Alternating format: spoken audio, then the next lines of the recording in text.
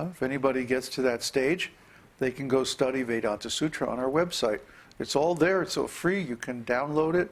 You can read it, study it. And you should. You should, because this contains very, very important information about our philosophy that if you don't know, you cannot be a guru. How can you be a guru unless you know what is the conclusion of the Vedas? That's what Vedānta-sūtra is. It's the conclusion. The final conclusion of the Vedas. After so many Vedic literatures, the story is given in Śrīmad-Bhāgavatam that Vyasadeva wrote the 4 Vedas.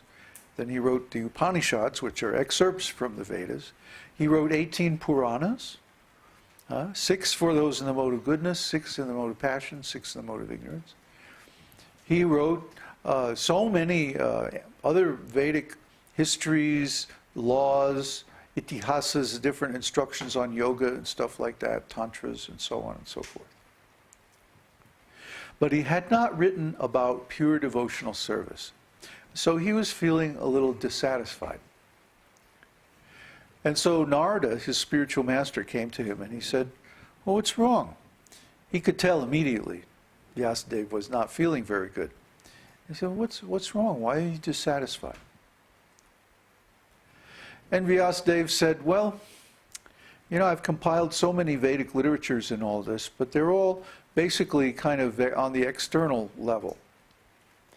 And Narada said, yes, that's right. You have written so many Vedic literatures, but the principle in these Vedic literatures is basically karma, external religious principles. You are tricking people, you're cheating people. You are using the, you are offering them some material benefit and using that to get them to do little spiritual service. Hear a little bit about the demigods and the name of God and so on like that. Because all the demigods, actually, their names come from Vishnu. You know? No? I didn't know. You didn't know that? No. Oh, yeah, they just borrow their names. Those aren't their real names. Like Indra, for example. Indra can be, there are different people who become Indra at different times.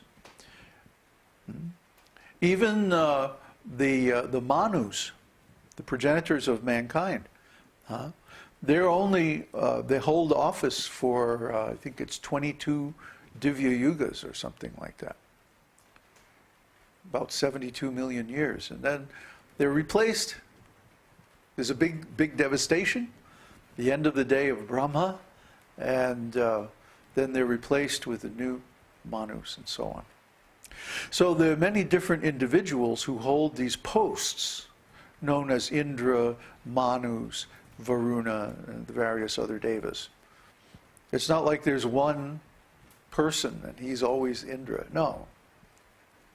Indra is a job. Indra is a title in an organization, the organization of the controllers of the universe. Yeah, it's narrated in Śrīmad-Bhāgavatam that when Gopakumar went to the heavenly planets, that Indra got in trouble. He had seduced the wife of some sage, and the sage cursed him. And so he was very much afraid of this curse. And so he went into hiding. And suddenly it's like, well, where's Indra? I don't know. He ran off someplace. But wait a minute, you know, like, we got a universe to run here, you know, come on. We got to have an Indra. So they approached Vamanadev. Vamanadev is the brother, appears as the brother of Indra. And Vamanadev said, well, let's just ask Gopakumar to be Indra for a while. So Gopakumar became Indra. He didn't like it. It's too much opulence and stuff. So he didn't like put on all the fancy clothes and jewels and all that stuff. He just kept his normal dress as a cowherd boy in, but somehow he did the duties of Indra. So you see, there's a lot of individuality, a lot of differences among the demigods, and their names originally come. Well, you can see them in Vishnu Sahasranam. There's Indra, there's Dharma, which is the name of the Lord of Death, Yamaraj. His other name is Dharma. There's Durga, Shiva. All of these are names of the Supreme. But different demigods borrow those names because they perform certain functions associated with those names. Except Shiva. Well, Shiva, there's different Shivas. There's also different Shivas. Within each universe, first of all, there's the Sada Shiva. Sada Shiva is almost on the same level as Narayana. But he is directly in touch with Maya. He's directly in touch with the material energy. So he does not accept worship on the level of the Supreme Personality of Godhead. He has a different tattva. The Supreme Personality of Godhead, his ontological station is known as Vishnu Tattva. Vishnu means the controller, the all-pervading one, the source of everything, and so on. So all the expansions, all the direct expansions of Krishna are Vishnu Tattva. And their consorts are Lakshmis. However, Shiva, he's directly in touch with Maya, the material, the sum total of the material energy, the Mahatattva, personified, Durga.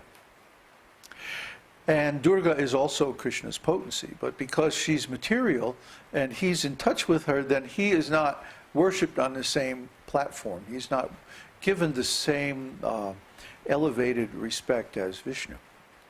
A little less. And his tattva is Shiva tattva. See? So then within every universe there is a Lord Shiva who may or may not be a direct expansion of Sadashiva. He may be the same personality if there's no one to fill that role, or he may be a very highly advanced devotee who takes that role. And then there are his sons, who are called the Rudras. See? And so there are many Rudras. I think there's 11 Rudras in this universe. And they're like the sons of Shiva. But they're all living entities. They're all living entities, but they perform tasks related to the mode of ignorance, management of that mode, that guna, the quality of material energy. So you see, things are appropriately complex in the management of the universe, just to give the Lord the flexibility that he needs to create this masterful illusion. It's really wonderful, amazing what he does. So anyway, we should learn all these things. We should learn Śrīmad-Bhāgavatam, how it describes, first of all, the universal creation. Then it describes the process of devotional service. And finally, it describes the perfection of devotional service in Vrindavan. Krishna's Vrindavan Leela, Krishna's intimate pastimes with the gopis. Now, these were never described before in any Shastra. They're too confidential. So when Vyasadeva was chastised by his spiritual master that, look, you're offering people some bribe. It's the same thing we're doing by instructing people to chant Vishnu Sahasranam. It is. I have nothing to hide. Huh? You want to be healthy, wealthy, famous, beautiful? Huh? Chant Vishnu Sahasranam. You want to have your material difficulties minimized? Chant Vishnu Sahasranam. Do you want to become prominent in whatever social circles you're in? Chant Vishnu Sahasranam. That's what it's for. That's what it's for. It's for protection of the devotees. See? So the devotees have a nice material situation. See? We can't chant the Lord's name. We can't concentrate on this exalted philosophy if we have big material problems. See? So we need to be protected from those problems, and Vishnu Sahasranam does that. Also the Narayan Kavacha. We teach all our disciples how to do this.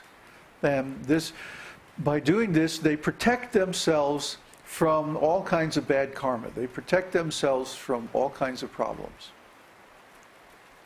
So why not do it? See? Then, plus, over and above that, we chant the Hare Krishna Maha Mantra.